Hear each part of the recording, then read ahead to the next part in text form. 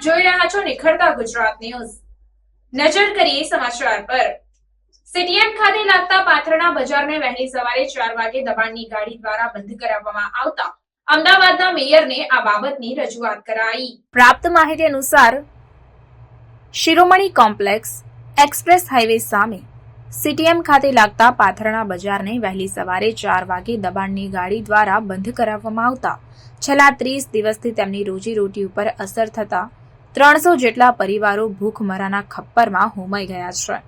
એક તરફ તો સરકારે તેમની સ્વનિર્ભર યોજના હેઠળ આર્થિક સહાય આપી છે, તો બીજી તરફ મ્યુનિસિપલ કોર્પોરેશને વેચાણ માટેના પરવાના આપ્યા છે।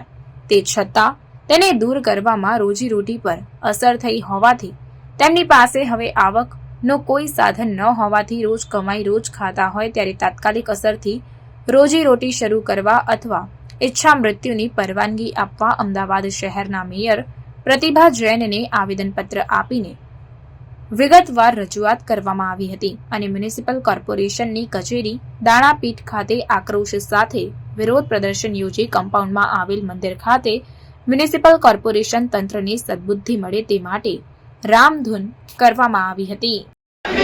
होगी हमको देनी होगी अत्याचार बंद करना होगा जिलाना बंद करना होगा